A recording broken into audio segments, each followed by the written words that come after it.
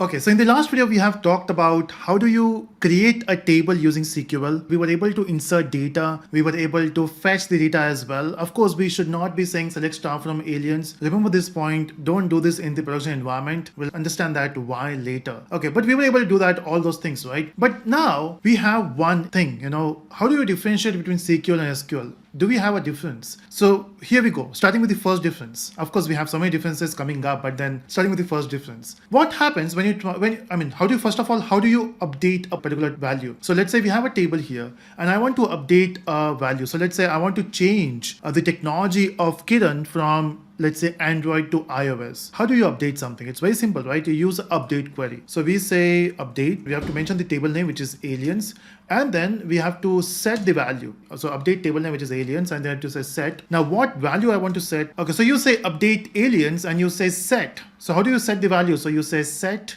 technology as, the new technology is iOS, and then you mention which particular row you want to update. Of course, you don't want to update all the rows. So you say where my ID is equal to 1. Sorry, ID is equal to 2, right? So you have to update the second one. So this is the first thing. Okay, so we were able to update that. And now if I say select star from aliens, here we go. Okay, but we talked about some difference, right? The same thing happens in SQL. That's right. But what happens when you say update aliens set the technology to iOS with an ID 3? Now, if you remember, in this table, we only have 2 rows. Okay, we don't have more than 2 rows. And then we don't have ID, which is 3. What happens? In normal SQL, you will get an error. Here, there is no error. Is it a good thing or a bad thing? You're not getting an error.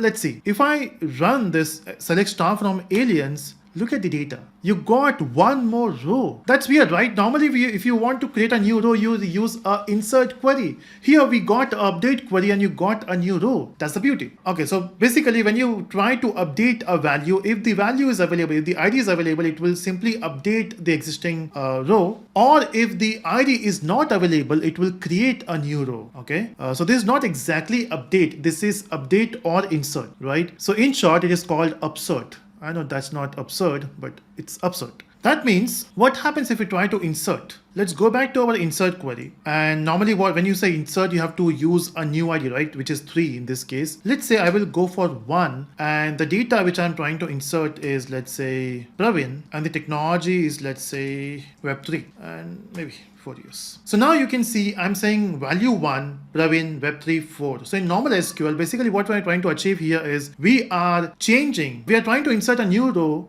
with the same ID which is already there. It should give an error, right? Because the value is already present. But if you do this, it's actually behaving like an update. So when you try to insert a value, if the ID is already present, it will simply update the value. That's what upsert means. Okay, cool. So now we understand, right? So if you try to update the value, if the row is not available, it will create a new row for you. When you try to insert the value, if the ID is already present, it will simply update the value. Cool. So that's one difference. The second difference is, how do you fetch the value with a particular column? Example, let's say I want to fetch the aliens where the ID is equal to 2. That's how you mentioned, right? You mentioned the ID. That's cool, right? So you got Kiran here. But what about I want to fetch a row, but not with ID, let's say with name. And normally in SQL, it works, right? So I will say I want to fetch Pravin here. And if I say enter, we got an error. It says error from server, some code number, and then invalid query. Cannot execute this query as it might involve data filtration and thus may have unpredictable performance. Just to simplify it, it simply means you can't run a SQL query with a where clause and you can't mention a column which is not a primary key. That's weird, right? What if you want to search with some other columns?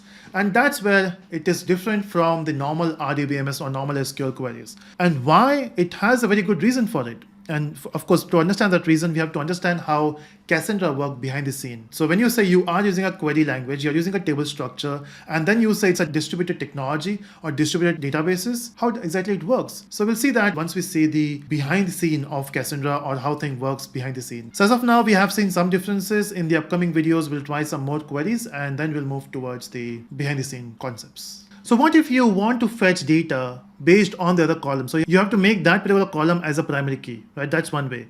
The other way is you can create a separate table and you can have the same data again, but this time with a different primary key.